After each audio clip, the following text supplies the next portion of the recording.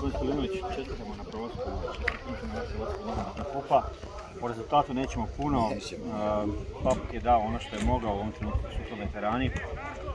Evo, kratki komentar.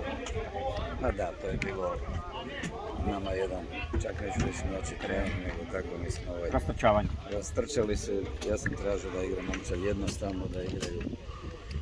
Iako smo mi u samoj pripremi respektirali tu momčad, jer je ta momčad prije 7 dana pobjedila u županijskom kupu 9-1.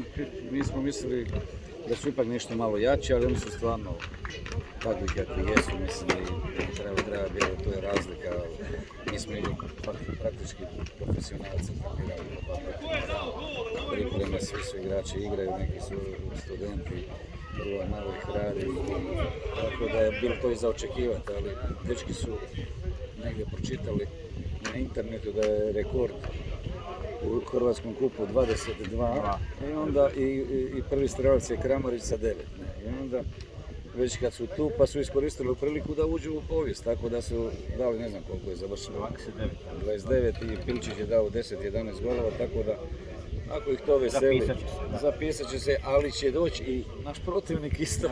Koga priželjkujete u 16. finala Hrvatska kupa? Prošle godine je Papuk ovdje igrao sa Osijekom, 2-0 je... Da, to sam čuo da, mislim, Papuk ima malo problema, vjerojatno će doći, imate lijepe uvjete ovdje i ja vjerujem da će se vrlo brzo momčad konsolidirati, jer na kraju krajeva je najlakše momčad napraviti.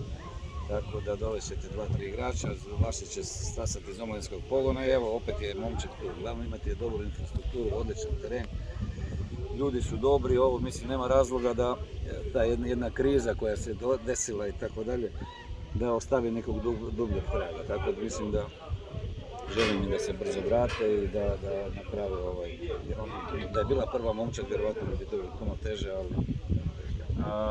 Vaš Grobničar igra drugu nogometnu ligu, odnosno treći razred hrvatskog nogometa, jedinstveno. Koje su ambicije ove godine? Pa mi smo prošle godine se do zadnjeg kola smo bili u igri da se spasimo i na kraju smo se spasili, dobili smo Zagorca u Krapini.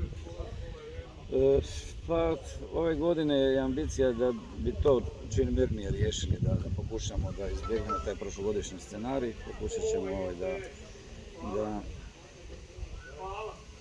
ostanemo, da izborimo ostanak, da bude nešto što više, mislim da je to realno.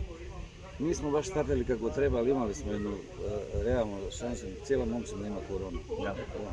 I danas je na 4-5 igrača isto tu ima sve simptome korone, nismo bili na testiranju pa ne znamo, ali tako da 5-6 igrača koji igraju su ostali. Dobro, jedan bod Predragu u 2 kola nije loše. Dobro. Ta utakmica kod kuće protiv Trnja, tako 0-3. Nije protiv Jadrana. Protiv Jadrana, tako je. Gdje nam je sudac poništio čisti gol, imamo na ovome, imali smo i sad protiv Krka, u gostima smo izgubili 2-1, imali smo šanse kod 2-1 i opet nam neki kanal nisu sudili, tako, ali dobro. Prvenstvo je dugačko, bit će dosta bodova. Ima li rezultatskog imperativa pred vama?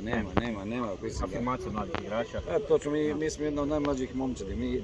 Mi nemamo problema sa 3 mlađe koji startuju, nama starta 6-7 mlađih i na klupi su njih 5-6. Koga želite u Čavle dovesti u kupu? Pa to je delegirano praktički. Je, a što kažu? Prošle godine smo imali Istru.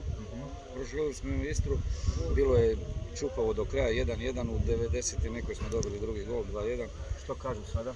A sad bi opet negdje mogli tu bi mogli, imamo sad... Prvoligaš sigurno? Da, bod imamo više, nije sigurno, jer među prvih 16 ima i drugoligaša neko. Eventualno možda čak bi tu mogli kako Šibenik ili ne znam, možda opet. Kako se očekuje u Slavoniji?